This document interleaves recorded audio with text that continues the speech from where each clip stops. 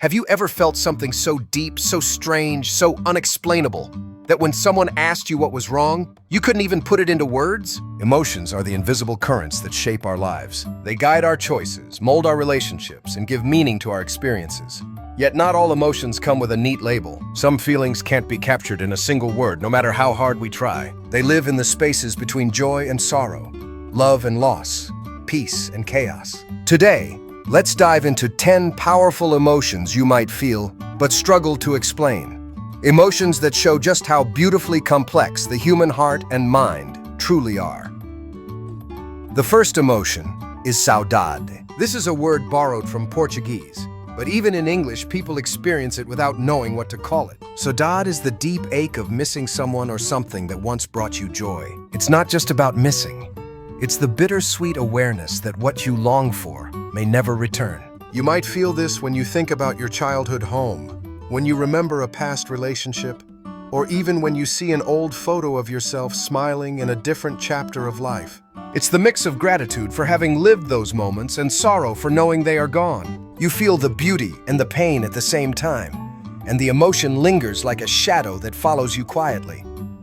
The second emotion is sonder. Have you ever walked through a busy street and suddenly realized that every person around you has their own rich, complicated life just as detailed as yours? That moment when it clicks in your mind that every stranger you pass has dreams, heartbreaks, responsibilities, and memories is sonder. It's overwhelming and humbling at the same time. You're reminded that you're both significant and insignificant in the grand web of existence. It's hard to explain. Because how do you describe that fleeting spark of awareness that makes you feel deeply connected to humanity, while also making you realize how small you truly are? Sonder doesn't last long, but when it hits you, it reshapes how you see the world.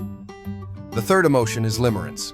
This is more than just a crush. It's that obsessive, intoxicating, all-consuming infatuation that takes over your mind and body. Limerence feels like a mix of euphoria and madness, where your heart races at the thought of someone, and your brain can't stop replaying every interaction you've had with them. You're constantly analyzing, hoping, dreaming, and fearing. It's not quite love, because love is steady and deep, but it's not just attraction either. Limerence is that overwhelming state of emotional dependence on someone's attention and affection. And it's so hard to explain because it feels irrational, yet irresistible. If you've ever lost sleep thinking about someone who may not even feel the same way, you've lived through limerence. The fourth emotion is anemoia. This is nostalgia for a time you've never lived in. Maybe you feel it when you hear an old song from the 70s, even though you weren't even born yet. Or when you see black and white photographs of people laughing, walking through cobblestone streets, or sitting in diners long gone. Anemoia is the longing for an era you never experienced, the ache for a world you've only imagined. It's as if your soul remembers a life your body never lived. How do you explain that feeling to someone else? It doesn't make sense, yet it feels so real, as though a piece of your identity is tied to memories that aren't even yours. The fifth emotion is monachopsis. This is the subtle but persistent feeling of being out of place. It's when you're surrounded by people, yet you feel like you don't quite belong. Maybe everyone's laughing and you smile too, but deep down, it feels like you're on the outside looking in. Monachopsis isn't full-blown loneliness. It's more like an invisible barrier between you and the world. You can't point to one specific reason why you feel this way, but it lingers in your chest like a quiet discomfort. It's hard to explain because it's not about being physically alone. It's about feeling emotionally misaligned, even in the middle of a crowd.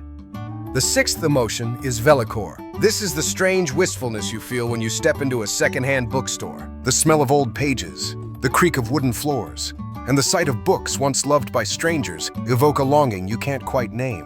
Vellichor is tied to the sense of history living inside those books, the idea that each one carries fragments of people's lives, stories, and dreams. It's a mixture of nostalgia, curiosity, and mystery. You feel both peaceful and unsettled, as though you're standing in a room full of ghosts whispering through paper. It's nearly impossible to explain why such a simple environment can trigger such a profound emotional experience, yet if you've ever been there, you know exactly what it feels like. The seventh emotion is liberosis. This is the quiet desire to care a little less. Have you ever felt exhausted from overthinking every choice, worrying about every detail, and holding on too tightly to outcomes? Liberosis is the yearning to let go of that weight. It's the wish to breathe freely, to release control, to stop caring so much about the things that drain you. It's not apathy. It's not about not caring at all. It's about craving freedom from the endless loop of stress and responsibility. You want to live lightly, without the constant heaviness of expectation.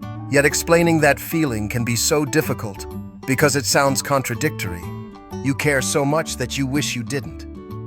The eighth emotion is occultism. This is the awareness of how small your perspective really is in the vastness of the universe. You feel it when you look up at the night sky filled with stars, or when you watch documentaries about galaxies far beyond Earth. Occultism is humbling and almost terrifying. It makes you realize that your daily worries, arguments, and struggles are just tiny ripples in an endless ocean of existence. At the same time, it makes life feel precious because if your time here is so fleeting, then every moment matters. Explaining occultism is difficult because it's a paradox. You feel both insignificant and deeply significant at once.